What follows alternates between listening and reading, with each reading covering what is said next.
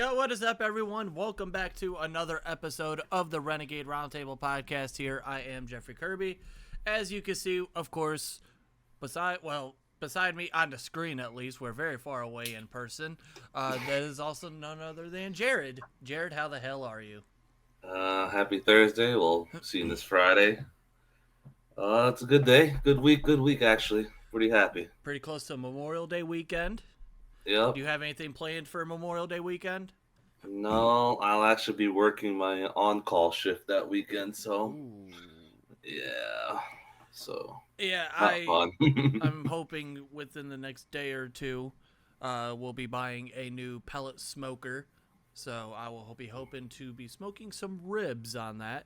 And for those that want to are following me on Twitter, or you guys can go follow me on Twitter right here, Jeff_Kirby412. If I do end up getting in, I do smoke some ribs. I'll definitely be posting that on Twitter. And but you guys don't give a damn about that. Plus, we got a whole nother week for that. Here's what you guys really probably care about. A whole lot of Omar Khan once again. I mean, let's look at since the last time that we've talked. Mason Rudolph re-signing with the Steelers. Mitchell Trubisky for us earlier today, for the viewers yesterday, getting the extension. And on top of that, Ahkello Witherspoon getting cut.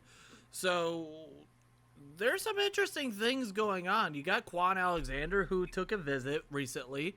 That's something that that's gonna get involved into this. But I think that'll kind of get more into a conversation later on. But I want to start off. Let's start off with the quarterback situation in itself, and just kind of mix in the Mitch Trubisky and the Mason Rudolph thing. First off, Mason Rudolph was the first one to sign, so it's like, okay, it was weird because you really thought that he wasn't gonna want to resign, but then at the end of the day, he was able to test the market, realize that no one really wanted him or no one wanted him. He has a familiarity with the offense. He has a familiarity with the team, so he's gonna be making pennies on a dollar compared to what he made a year ago. But overall, I'm not actually mad at it. Obviously, nope. Mason Rudolph is one of the more controversial Pittsburgh sports athletes, and it's ironic because he's a guy that all of last year really did not carry or did not dress. He was carrying a clipboard, and he was... Can we talk about this for half a second with Mason Rudolph? Mason Rudolph, for a guy that was drafted in the third round, in this city... Holy shit, the amount of controversy that this man draws between the media and on social media, it's like, holy crap. Yeah. Surprising he came back, but like you said, didn't find anywhere else to go. I think there was some rumors when the free started, like the Lions, I think, were in him, and some other teams were for a little while, but came back, He's going to be the QB3 no matter what. All right. And I think here's the difference between last offseason and this offseason. Going back to the very end of that 2021 season, you knew that Ben Roethlisberger was going to retire. At that particular time, it was like in that like February-ish time, it was looking like it was going to be a quarterback battle between Mason Rudolph and, God rest his soul, and Dwayne Haskins. It looked like those two were going to be fighting it out. Then Mitch Trubisky, ironically, it was on my birthday, so I guess the Steelers gave me some sort of a birthday gift. Here's a one gently used Mitchell Trubisky. You sign him, and then obviously you go and draft Kenny Pickett. So if you're Mason, I could understand where you kind of felt. I mean, like at the end of the day, it is a cutthroat league. But if you're Mason Rudolph, it's like, really? I thought I was going to finally get my real opportunity. Which, let me ask you this. Let me get off track for half a second. Do you believe in his span, talking about Mason Rudolph, in his time being a Pittsburgh Steeler, do you honestly believe he has gotten a fair shake?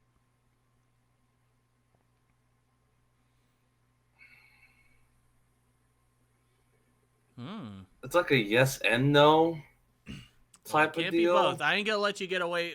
Let you get away easy. It's a yes and no deal, though. It's just.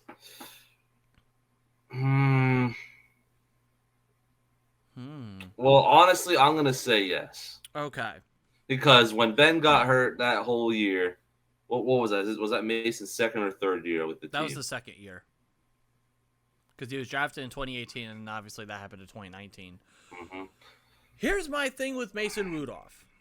So you drafted Mason Rudolph in the 3rd round. They try to claim that they had a 1st-round grade on him. I don't know how much I believe into that. Hell no. I don't know how much I believe into that. But Mason Rudolph, you go in. People thought about could he somehow possibly be the heir apparent to Ben Roethlisberger? There was a reason. You go back to that 2018 draft. Here's what's ironic, because me being me, during draft season, I rewatched all those old NFL drafts on Twitter or on YouTube, and you go back and this is when they were discussing Lamar Jackson, where he could go. They go down some of the teams, and then they go to Pittsburgh, and they're like, maybe, because at that time Ben Roethlisberger was 36, 37 years old. We didn't know how much time he had left. We also didn't realize that following season he was going to rip up his elbow, and then that was really going to be about it for him. But going back to 2019, yes, in my opinion, he got a fair shake. If he would have been able to take it, I understand he quote-unquote technically had a winning record in that season. Remember, one of those wins, which he was credited for against Cincinnati, remember, he was benched in that game for Duck Hodges, a guy who's no longer in the league. No. He got credited the win, but I'm just saying. I think he did have a fair shot. That's all I was thinking about. Is like that was his only real shot he had. And then, shall we mention that you know where I'm getting ready to go with this, right? Oh boy. Shall we mention that one random November game in the 2021 season against the Detroit Lions? You and me were in attendance. It was my first ever Steeler game at the time, Heinz Field. And you weren't able to find a way to win against the winless Lions. Yeah. Needless to say. Were you expecting Mason to improve? Hopefully, maybe. But did not show that game. Definitely did not. Now, since obviously, it's very easy for Pittsburgh fans to just completely shit on Mason Rudolph.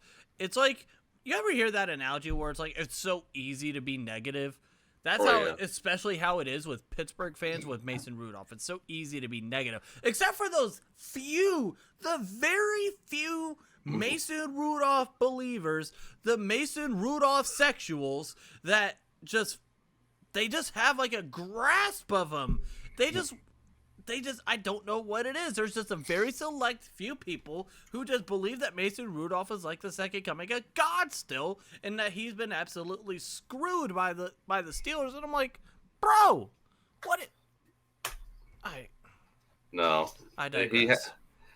After talking about it, he definitely, for sure had a shot. And that Lions game was like the last of it for like his last shot, basically. If he would have he should have easily, I'm talking about easily, beat the Lions offensively. Yeah, and we understand as well. There were other factors in that specific game, but that's not what we're talking about. Because remember, TJ Watt got hurt and all that. We remember. Me and Jay were there. Yeah, other factors, didn't use Najee a lot that game. And it also didn't help that the Steelers allowed like 200-something yards of rushing on the ground that game. You understand that. But at the end of the day, they were the winless Lions. It was a tie. However, I don't mind the signing because you're getting them for pennies on the dollar. And if you're Omar Khan, you look at what the hell happened to San Francisco in that playoff series and that whole entire year. Trey Lance hurt, Jimmy Garoppolo hurt. Now you got to go to Brock Purdy. He ends up getting hurt. So now you're on your like fourth string guy. No, you get 3 quarterbacks in here. you have Kenny Pickett, you have Mitch Trubisky, now and Mason Rudolph. Those are 3 quarterbacks that are very familiar with this offense. They are familiar with the teammates. They are familiar with the way that Pittsburgh runs things. So at the end of the day, for a security measure, he's going to be doing nothing, but he'll get his work in at practice. He'll be there for he'll be there for Kenny Pickett. He's going to be able to teach him and learn, because at the end of the day, that is something that is very vital for a second-year quarterback. For any young quarterback, I don't care who you are, having a veteran presence, as much as we all want to hate and shit on Mason Rudolph and even Mitch Trubisky, they have all spent time in the league. Mitch Trubisky has been to the playoffs. So all that experience and all you can learn, even if it's just a little bit from each guy, you can soak that in and you'll be able to learn a lot more, and that's how you improve. Just being able to suck in knowledge as much as you can from as little or as much as you can, because every little bit's going to count. Mm-hmm. Definitely, for sure, because, as much we all hate Mason, he's just the QB3. He's just going to help Kenny out. It's a big second year for Kenny this year, of course. It's a big step. He's not a rookie anymore, so you got to treat him like, got to move on to the next step, basically. Exactly. Then you get on to the Mitch Trubisky extension, which happened for you and me earlier today, which was something that I did not fully expect to have on my bingo card, by the way. Which also, congratulations to Pat McAfee and all of their success. They get a show on ESPN, and then a day later they get to break news with Omar Khan. So I guess shout out to them. Shout out to them. Damn, but hey, I do like the Pat McAfee show a lot. Oh, it's fantastic. Yet again, I love it. I don't really see a whole lot of people who don't like it. Like, you don't really see people who don't like it. Because it's just them, like they. Because I think it's because it's a different kind of media. Yep. But it's definitely the media that people just like. I don't know. There's something they about enjoy it. It's different. They do. They don't listen from producers. They just go. Of course, they have something to go off. But right. But my fear is I really hope that ESPN doesn't get them too locked. Like, tie them up in terms of what they're able to do. Because that would be my fear going to ESPN, is them just locking up all the stuff that makes that show great, and then it's like, yeah. Yeah, we hope not. But we'll I see mean, what happens. Pat McAfee's a part of College Game Day. You knew it was a matter of time before it was going to happen. Yeah. It's good stuff with him, though. Good stuff. Let's get to Mitch Trubisky. So Mitch Trubisky, obviously, he gets the extension. It ends up being a 2-year extension, which right now, according to Ian Rappaport, says he is now under contract for 3 years and $19.4 million, including upside. Trubisky can earn up to $33 million over the length of the contract, obviously with incentives and blah blah blah. Damn, 19.4. So what's the year now? That's about a little over 6. 6 a year, okay. Which so I mean, I'm not familiar with the numbers. It's the first time I'm hearing this. Yeah, so it'll be like as of now, like a little over 6, which for a backup quarterback, I mean, that's the going rate. And at the end of the days, again, we all wanted to shit on Mitch Trubisky, partially because we just wanted to see Kenny Pickett out there. I mean, and rightfully so. I mean, we were at the Patriots game. We saw that firsthand, and then that first half of that Jets game, you needed something that wasn't Mitch Trubisky. But Mitch Trubisky as a backup quarterback is an upgrade. He's a good backup quarterback. Mm-hmm. And there's a couple reasons why you do this, because people ask, well, why do you do this? Why do the Pittsburgh Steelers, why do Omar Khan feel like they need to extend Mitch Trubisky? We all thought that he was going to go on his final year, and then he'll be able to try out for free agency the following offseason. Couple reasons. Number one, lowers the cap hit for 2023, which that we're going to pair up with the next person we'll talk about a little bit later in terms of Ahkello Witherspoon. There's a reason why you do this. The reason why you do this is obviously you want to have a good backup for obvious sakes. But number two is Kenny Pickett himself in terms of his health. Multiple times last year in his rookie year did he have concussion issues. Let's go to Miami for half a minute. And with Miami, Tua's had his issues with concussions last year. Who's their backup quarterback? Teddy Bridgewater. Well, Teddy Bridgewater as a backup quarterback is not bad at all.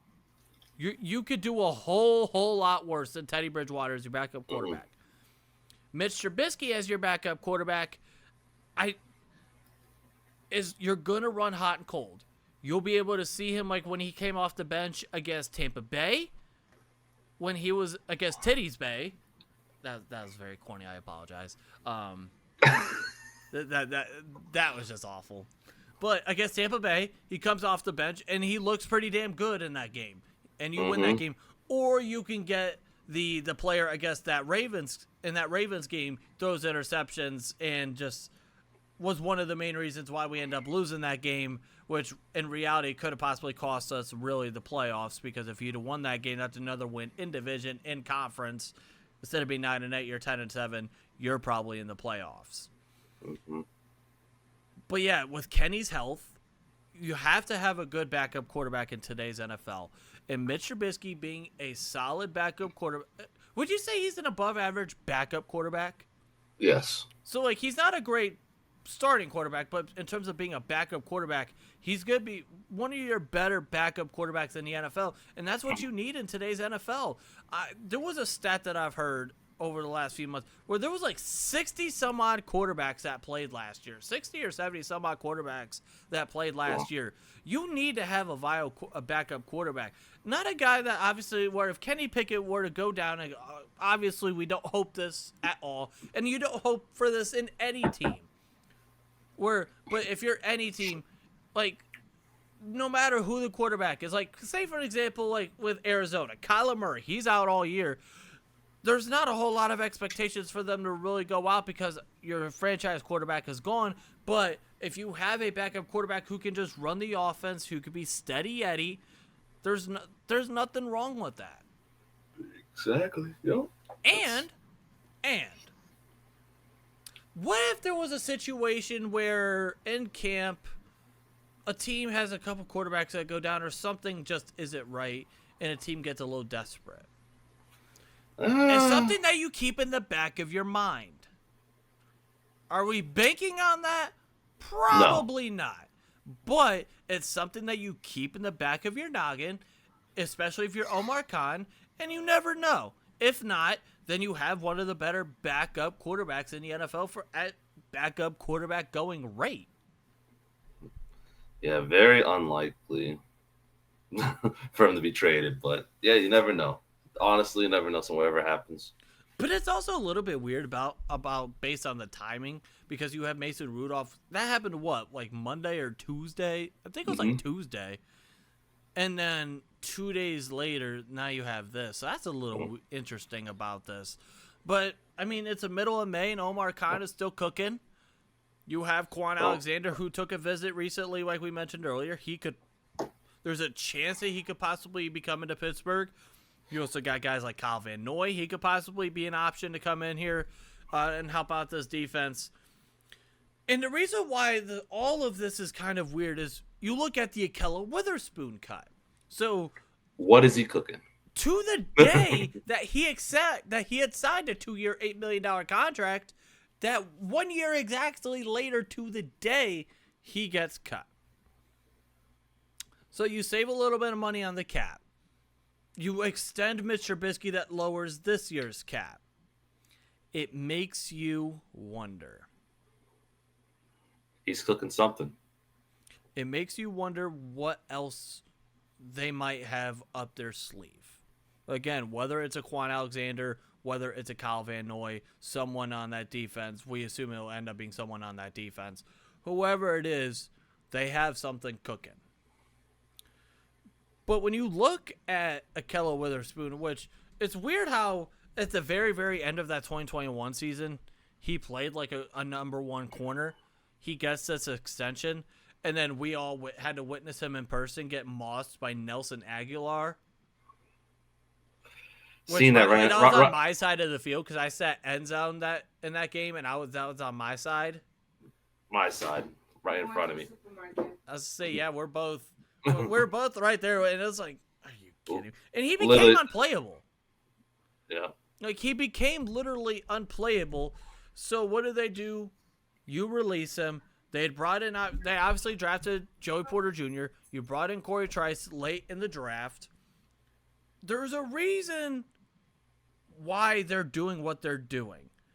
There was no reason to keep him on the team at that cap price. You let go of Arthur Mollett, too, which was, because he did play 50% of the slot snaps, which is something that now is going to be a little concerning. But the way that this defense is being built, especially in the secondary, because you have Pat Pete, who's a veteran, who played a lot of zone in Minnesota. Now you're going to ask him to play man, obviously, here in Pittsburgh.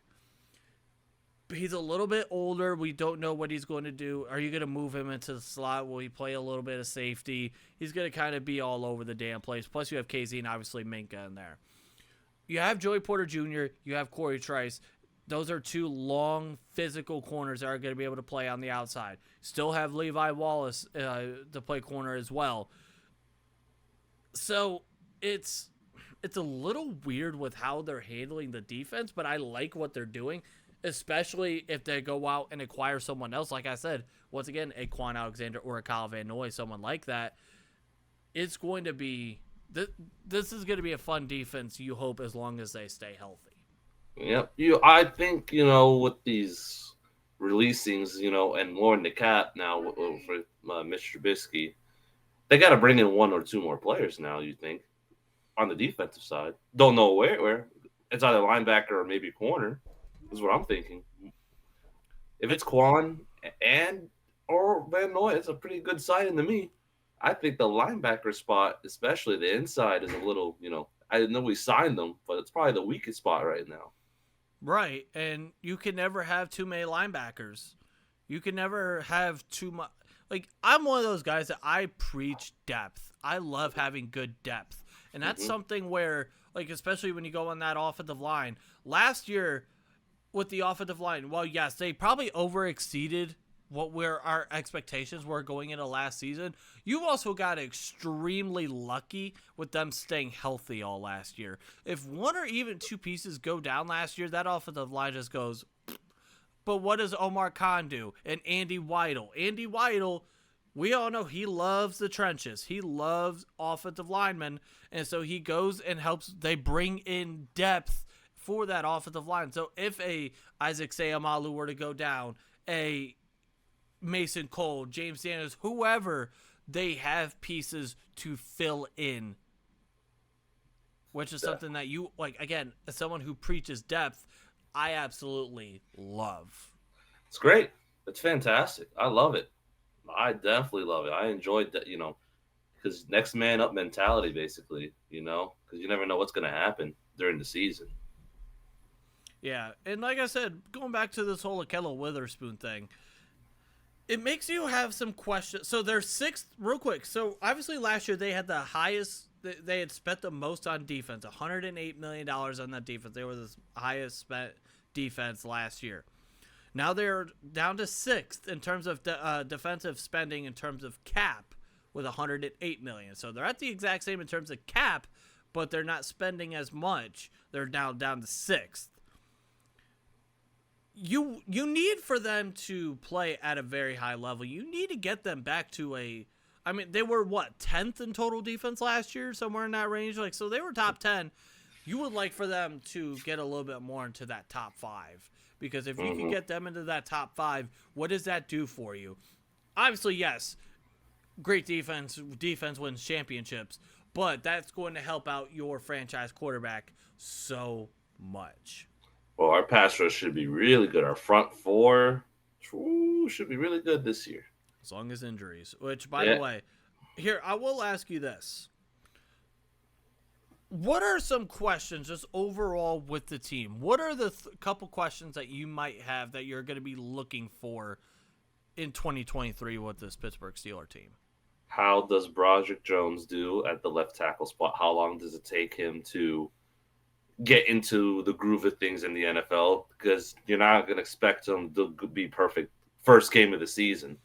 It's going to take No one should at all for a rookie in general. Here, let's put it this way: your first 2 weeks are going to be going up against Nick Bosa and Myles Garrett.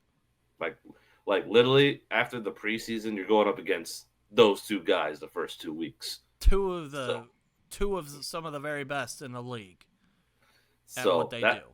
That's one of my questions. The other questions I have is the play calling is a real big question mark.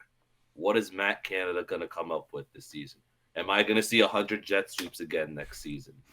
Am I going to keep seeing these short little passes, 5 yards? Are we going to see using the middle of the field? Are we going to see that? Are we going to use, that sixth man, Darnell Washington, tight end with Pat Fryermuth now, as a, could be a blocker as well, but he's mainly a receiving tight end.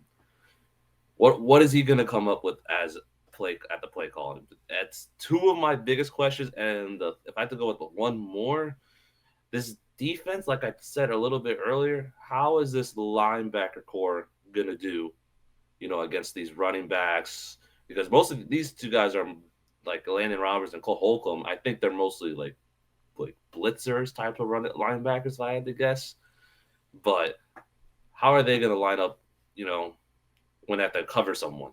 Who's going to be the cover guy? Someone has to be, is it Mark Robinson? Is it Landon Roberts, Cole Holcomb? Whoever they get. Possibly Quan Alexander? Possibly. In which, if that's someone where if you're going to bring in a guy like Quan Alexander, he's going to be more of like he's going to be more of a coverage guy. So you bring in a little bit of mix of trying to help out with that defense. My questions to me are obviously going to be, again, like you've said, with the offense, what is the play calling going to look like? But overall, just can he pick his development? How is he going to look in year 2? That's kind of obvious. Another obvious one is going to be the injuries. Mm-hmm. Injuries derailed you you lose TJ Watt, that defense just goes straight to hell.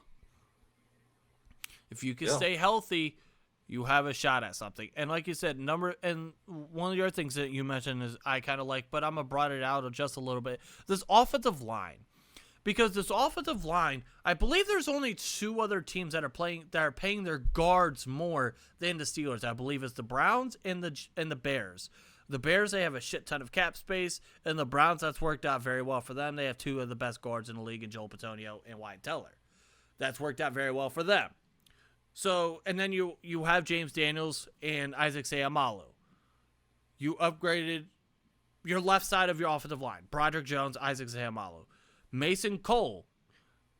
It's going to be between him or Chooks, who's going to be the quote-unquote weakest link. Who's going to be out of those 2. But even then, Mason Cole was solid. James Daniels was probably your best offensive lineman a year ago. Oh, for sure. So now, if you were able to get it to where he stayed where he was at, but now he becomes the 3rd best offensive lineman on this team, that's a very good thing, because if he's still able to produce at the level that he did last year, but he's 3rd, that must mean Isaac Seumalo, which, did you hear what Jason Kelsey had to say?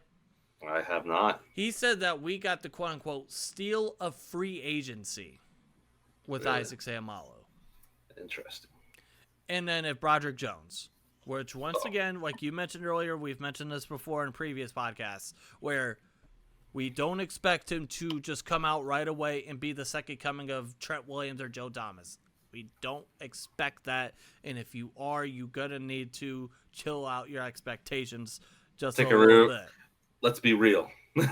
Let's be real. Don't get me wrong. We obviously want them to, because there was a radio host, I won't mention, actually, you know what, I will, Chris Muller, say that he thinks that there's a chance that Broderick Jones could end up being the best tackle or best left tackle in franchise history. Oof, man. Can't wait till the season starts. I need to see this guy in action, man. I can't start saying the best left tackle in franchise history already. Let's calm down a bit here. We're not even into training camp yet. We just did rookie mini camps here. I think we got OTAs coming up. Yeah, OTAs are next, and then can we get through the 4th of July at least, or somewhere middle of July? Can we get close to the preseason? That's why I wanted to be lit. I need to see the preseason. So going into like the preseason and going into camp, so your questions are gonna be obviously for you. How does Broderick Jones look? How does the linebacker core look? And then the play calling. Play calling. Well, play That's calling. 3. Well, play That's calling. 3. It'll be. I can name one more really, but I want if I go ahead, say it. Say it. I'm gonna say it. This cornerback room. How are they gonna utilize Pat P, Joey Porter? What do they do? Keanu Neal's now for the safety. Is he gonna play someone like in the box type of deal, or that 3 safety look? Are we still gonna have that? What are they gonna do different this season? Because we don't have a really good linebacker core. They're definitely going to use Keanu Neal to play some of that maybe inside linebacker. Well, it's upgraded compared to last year when you look at Devin Bush and Robert Spillane. It is an upgrade. I have to admit it, but we'll see what happens. But you like it. You like having the ability to be able to confuse quarterbacks, be able to manipulate what you're trying to do on defense when you can pull out different looks.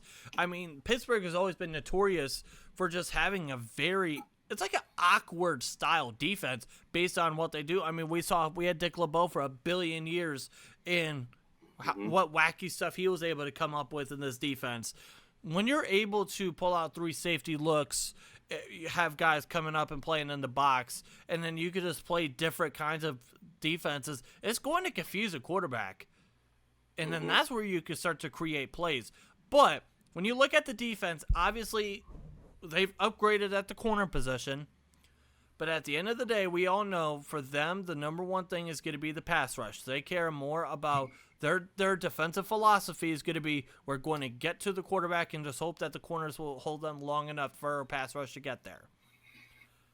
Agreed. That's their philosophy that they have had for 1 million years. I'm not sure in today's NFL it's maybe the quote-unquote best. I understand you have T.J. Watt and Alex Highsmith, one of the better pass rush duos in the National Football League. But when you're in an era where you're getting the ball out in 2.5 seconds, you need to be able to have guys that could cover as well. And I understand we've been notorious for not having the greatest of corners either.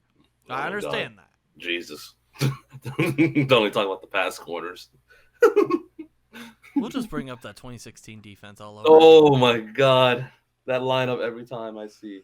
Oh God, that meme is just because at this point it's just now a meme. If you the Steeler fans, if you know that lineup, man, woo, back in those days, man. Those were the days, man. Those were the days. That's crazy to think. That was like 2016. Let's see, 2016. That season, that was the year that the Cavs won the championship. Something your basketball team has not done. Which, by the way, let's get off topic real quick. How does it feel to not win the Victor Wembanyama sweepstakes? It was unlikely. We had a 9% chance to get the number 1 overall pick, but I'm happy with 6-11, honestly, because we can get a good shooter.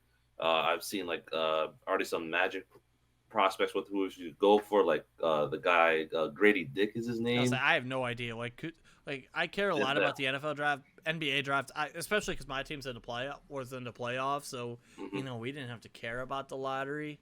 Wow, nice. Congratulations to us in all of our playoff success.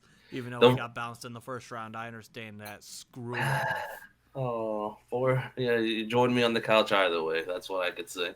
But the team that really got screwed over was the Detroit Pistons. Unfortunately, they had I have no idea why, but I absolutely do not like the Detroit Pistons. I think they had like a 39%. I don't know, it was the high 30s, like a 33% chance to get the number 1 overall pick, and they got number 5. That's ridiculous. How those ping pong balls went. Which, by the way, shout out to those ping pong balls back in 2003. Shout out to David Stern. If you pulled a little something for LeBron to come to the Cavs, I appreciate you. God rest your soul. But back to regularly scheduled program, I had to bust Jarrod's balls for a half a second about the Orlando Magic. But yeah, when you just overall with this team, I'm just excited to see. Obviously, this is some of the most fun I've had in an off season in quite some time. Agreed.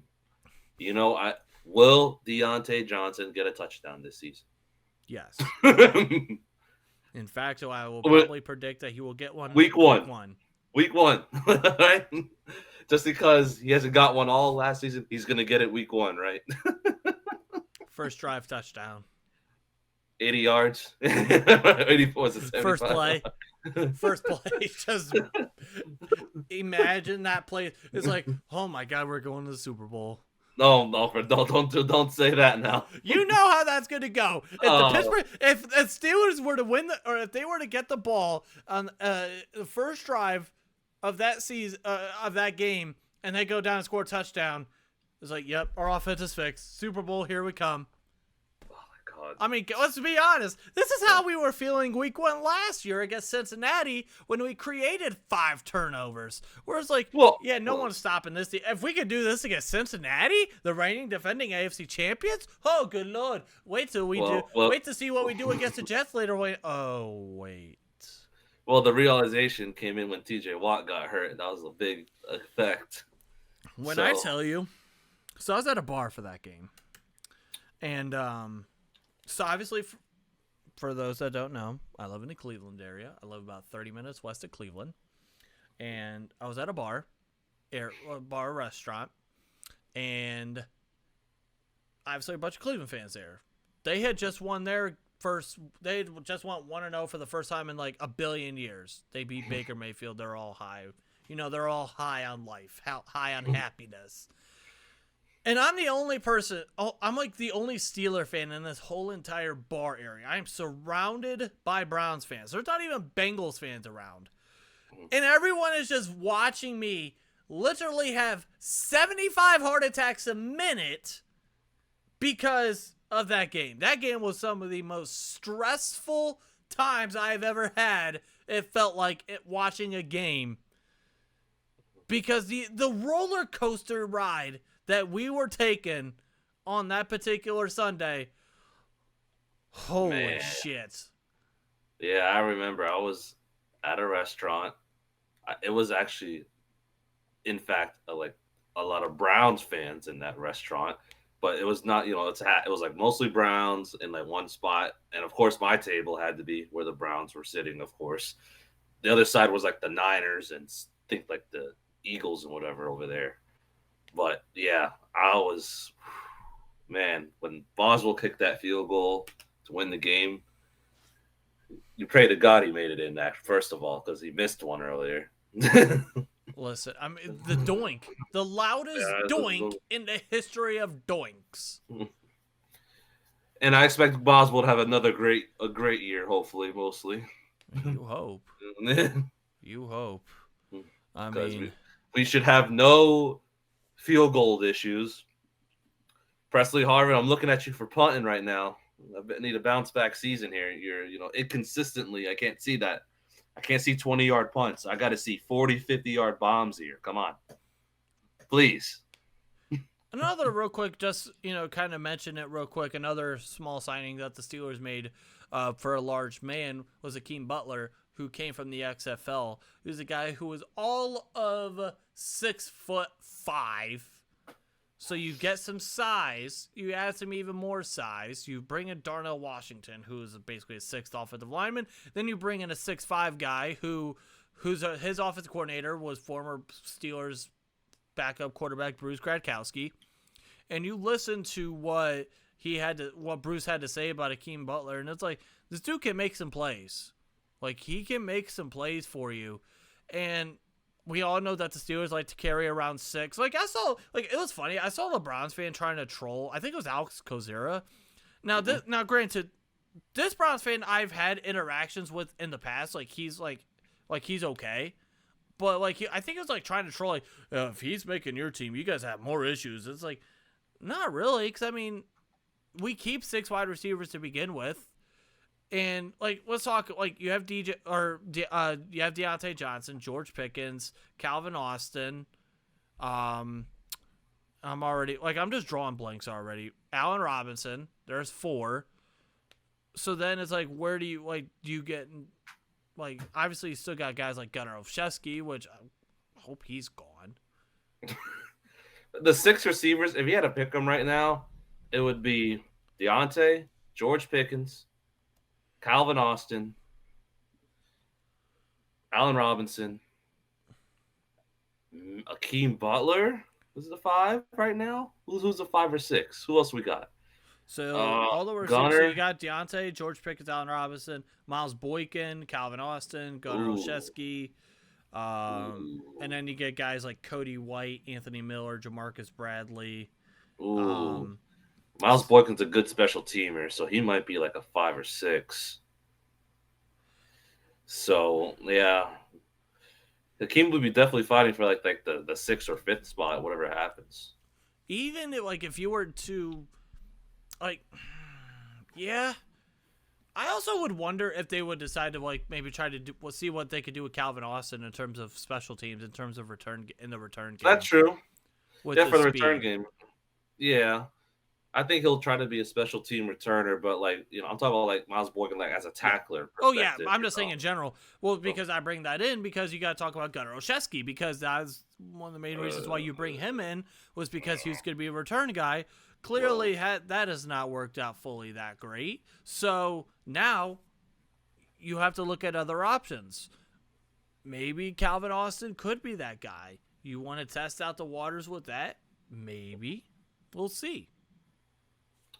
We will see what will happen. It's a lot of receivers we got. Yeah. Definitely. And unfortunately, I don't think Derek Watt is coming back, unfortunately. Which, I mean, it is what it is. Whatever. That's where I'm at with it. Whatever. No, agreed. Whatever. Agreed. I mean, I understand he's a special teams guy, but no, it's okay. He was a really good special teams guy. That's like his real purpose. The only reason why I'd want him back is if we could somehow persuade JJ to come back, and then we just have a trio of Watts. Well, that's not happening. We could still have it's just a no. He said it himself. Yeah, Tom Brady also said that he was gonna retire. How long did that last? Okay, that's Tom Brett Favre Brady. was gonna retire. How long did that last? How many times? Michael Jordan was gonna retire. How long did that last? Well, guess what? Brett Favre, Tom Brady played quarterback. I'm trying to lose weight. You see how that's going? Hey, you're trying. I see you trying. I mean, it's going on a little bit. It's a progress. We're working on somewhere. I'm trying to not look like just a human beach whale. I'm trying to make it to where whenever I'm walking down the beach, someone doesn't try to call SeaWorld to say, hey, there's a human beach whale that's walking down the shores of Lake Erie up here in Northeast Ohio. Jeez. But a freshwater whale. Beach whale. All right, that's enough of roasting me for the moment. But other than that, I mean, anything else that you want to get into before we get on out of here? Also, no, you know what? No. We're going to go off topic again for a half a minute. I was going to go off topic, too. What were you going to go off topic about? To the Blue Jays fans, Aaron Judge is not cheating. By the way, that's exactly where I was getting ready to go to. His you eyes, cheating bastards. Who would have thought? Who would have freaking thought? The New York freaking Yankees trying to cheat. That's the most unshocking thing of the century. Oh, I'm sorry that the Blue Jays pitcher was tipping pitches. Make sure you should do better. No, in all honesty, like obviously with what the Astros were doing, like they, using technology, obviously that's a no-no. Oh. If you're able to just like without using technology, just being smart and being able to get the other team signs, there's nothing wrong with that. You're not cheating. It's not considered cheating because if you're being smart, if you're able to learn what their signs are and what they're doing, get better signs, Blue Jays. And plus, on top of that, here's the other thing too. Because now they have that whole like radio, like Comcast thing, whatever, blah blah blah. So that's the other thing too. So it's not like they're using like actual fingers with the catcher using fingerprint or finger paint to like so he could, your pitcher could see the pitches or see your signs better. It's not like that. Mm-hmm. At the end of the day, like obviously yes, as an absolute Yankee hater, I'm gonna have fun with that. But at the end of the day, I'm gonna lean towards like I don't really think that there was much cheating. There was cheating going on there. And just to let you know, Judge just hit another home run today, so that's the third game in a row. So I don't want to hear about no cheating. All right, come on. No wonder why he's hitting so many home runs is when he cheats. So congratulations. Oh wow, ooh, man. Everyone getting upset now. The Yankees are doing better than they were before. You know how this goes. Hey, shout out to the Pirates though. I see them doing well. Yeah. I hope they continue to succeed. I So really they want had an them. off day today. Now they start a weekend series at home against the Diamondbacks, who are 25-19 as well, which is very shocking. But for the Pirates, it's winnable. I know you don't have O'Neal Cruz. I wish him the best. I hope he comes back soon. I love seeing him play. He is he's huge and fast. Oh my God, man! How fast he throws the ball is. Well, chill out now. Come on now. The title of this show. Jarryd thinks that O'Neal Cruz is huge and large and fast. I'm already gonna get another clipped, huh? Am I gonna get clipped again? That's what's gonna happen now. I'm gonna have fun with this one tonight. I know he will, but anyways, I want the Pirates to do good. Wish they did keep, hey, get to the wild card. I hope so. That's the goal. Get to the wild card. Let's see. Right now, they are. Let's look at the standings for them real quick. They are just a game back of the Milwaukee Brewers in the standings in the NL Central. Wow, one game back. That's pretty solid. That's insane. So, and then unlike the poverty Yankees, who are 7 games back. So yeah. It's still got a long way to go. Although that division is just insane. That whole division, Tampa Bay. I mean, every team, like even Boston, who's 5th in that division, who's last in that division, is still over 500. Yeah, it's crazy. And they're saying that the AL East is easy. Oh, the Yankees win it every year. Well, look at this year, guys. It's just started, but don't worry. They're at. They're 4th. Oh, guess what? Wait till the end of the season. The end of the season, we'll be in first. Don't you worry. Yeah, don't you worry. You'll be sitting on the couch with us watching the World Series because you won't be in there again for like the 15th. No. As long as we don't play the Astros, we'll be fine. As long as we play anyone, because you guys are going to get bounced in the DS again. I'm calling it now. ALDS bouncing for the Yankees. No. You know what? For the ALCS, it's going to be, let's do this. I'm just going to call it right now. I hope it's the Guardians. I hope it is. I want to see them in the ALCS so we can get to the World Series. The way that we're playing right now, I don't think we're making a playoffs run. But I mean, we do. I want them. They think they're all hot shit over there. Yes, congratulations. Congratulations. This is like Andre the Giant coming back from the dead, calling out like Rey Mysterio or something. Congratulations. The big bad Yankees calling out the little brother Guardians. Oh, wow. So intimidating. This is like Francis Ngannou calling out Henry Cejudo. Which, by the way, for all those UFC fans, let's just say, Francis Ngannou, you cannot talk your shit. Thank you everyone for tuning in. Hope you guys did enjoy. If you guys did, smash that like button, hit the red subscribe button, drop a comment. Hope you guys did enjoy. And until then, hope you guys have a wonderful weekend. Stay safe. It is beautiful. Now here in Northeast Ohio, we get to finally enjoy great weather. Go ahead. You guys have been dealing with we get to deal with snow. You guys get, it's a little brisk out here. It's 68 degrees. I need to put on my jacket and my Uggs. Hey, we don't get winters over here. You know that. So congratulations to you and all of your weather success. But till then, hope you guys have a wonderful weekend. Stay safe and peace out.